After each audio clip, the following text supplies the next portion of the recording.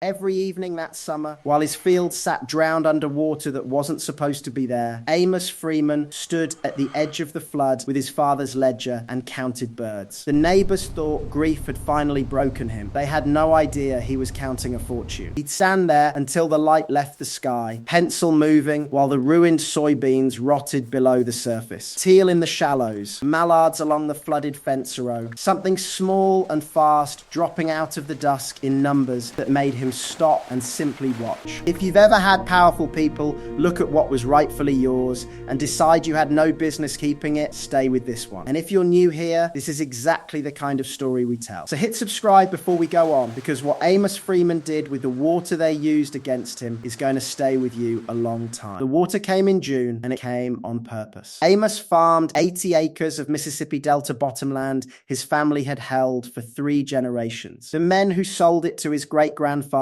thought they'd fooled a black farmer into buying the worst land in the county. They hadn't. Low ground floods, but it's also the richest there is, because everything the high fields lose in a storm settles in the bottom. Amos knew that ground better than any living soul. He'd learned it from his father, Titus, who kept it all in a cracked leather ledger. A man who doesn't write down what his land tells him, Titus used to say, is asking to be told the same lesson twice. When Titus died, the ledger came to Amos. The man who wanted him gone was Wendell Crane. 2,000 acres of high ground, wrapping the Freeman Bottom on 3 sides, and a seat on the board of the local drainage district. A drainage district decides where water goes, which ditches get cut, which get left to silt up. Crane had wanted the Freeman Bottom for 20 years and been told no by 2 generations of Freemans. Now he sat on the board that drew the map.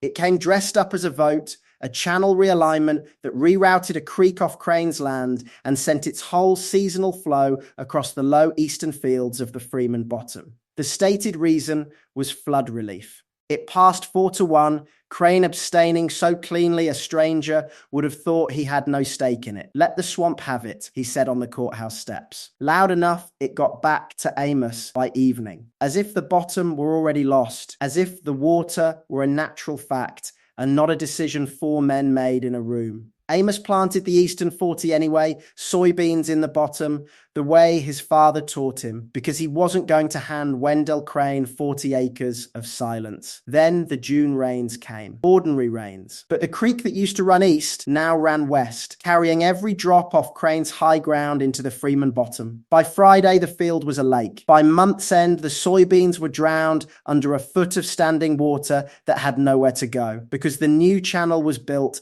to bring water in, and the old drainage had been left deliberately to silt up. He'd lost crops before, but never like this. Not to weather, but to men. That was the part that sat in his chest like a stone. Not the money, the intention. Within a month, the county had agreed on what came next. Amos would fail. He'd sell to Crane at a price that looked like mercy. Crane didn't even bother with another offer. He'd set the water loose. All he had to do was wait. But here's what Crane never counted on. He'd spent 20 years thinking about the Freeman Bottom as dirt. He never once thought about it as water. And Amos, standing at the edge of that flood with his father's ledger open, had started to. Because the birds had come. It started small, a few teal in the shallows, then mallards along the fence row. Then one evening near summer's end, a flight of birds he couldn't name poured down out of the dusk and settled on his ruined field by the hundreds, and something in him went still. He'd hunted ducks his whole life. He'd never seen them work a piece of ground like that, coming back evening after evening. Like the water had rung a bell only they could hear. A man raised on his father's ledger knew a pattern is the land trying to tell you something. So he opened the book and wrote it down. The neighbors who drove past saw a man who'd lost his crop and his sense. They had it backwards. Amos wasn't grieving, he was surveying. The words for what he was seeing came from Delphine Rochelle, 38 years, a waterfowl biologist, retired to the edge of the county, with no patience for foolishness and a bottomless patience for anyone who truly wanted to learn. She came out one grey October morning, stood at the edge of his flood a long time, and asked a question that turned the whole thing over. "Why do you think they're here and not on the river?" Amos said he didn't know. That was why he'd come to her. She never answered directly. Instead, she asked, "What's under that water?" "Soybeans," he said. "Drowned ones." "And what does a drowned soybean become over a winter under shallow water?" He thought about the black soil and the rotting stalks. "Food," he said slowly. "It becomes food. Now you're getting somewhere." And she told him what he'd stumbled into. The Freeman Bottom sat almost exactly under one of the densest corridors of the entire Mississippi Flyway, the invisible river in the sky that funnels millions of ducks down the continent every fall. Every one wanted the same two things: shallow water and food. Not a deep river channel, shallow water, a few inches deep, over a field of seed and rotting vegetation. It was the single most valuable habitat in the Flyway and the rarest, because a century ago, they drained nearly all of it into dry cropland. They drained this whole delta to farm it, Delphine said, and the ducks kept coming down looking for water that wasn't there. Then a man on a drainage board trying to ruin you did the one thing nobody's done on purpose here in 100 years. He put the water back. She looked at the teal working his shallows. The flood is the most expensive thing that ever happened to Wendell Crane. He just doesn't know it yet. That was the turn. The water wasn't the end of his farm. The water was a crop sitting under the wings of a million birds, made rich by the very men who'd meant to drown him. But knowing a thing is possible and knowing how to do it are two different countries. Amos learned a wetland isn't something that happens to you. It's something you manage, water level by water level. And the water Crane sent was water Amos didn't control. Too deep when the channel ran high, gone when it ran low, and the ducks left both times. It was Delphine who freed him with a question. If you can't control the water they send you, what would you build to control the water you keep? So Amos became a builder of levees, small earthen berms and simple water control gates, boards you raise and lower a few inches at a time to hold the water at the shallow depth the ducks wanted and let it go on his own schedule instead of Crane's. He built the first levee too low, and the first hard rain washed a 10-foot gap through it. Water finds the low spot every time, he wrote, and built it back higher. He drained a whole impoundment overnight by setting a gate wrong, with the ducks stacked up thick, and woke to an empty mudflat. He wrote that down too, and built the next one right. He learned to plant millet and smartweed and flood them at just the right depth at just the right week of the migration, turning 40 acres into the most concentrated buffet on the Flyway. The ledger stopped being a record of a disaster and became an operating manual. Nearly a year after the water first came, on a cold, bright morning in the 2nd November, Amos stood on a levee he'd built with his own hands and looked out over 40 acres of shallow managed water thick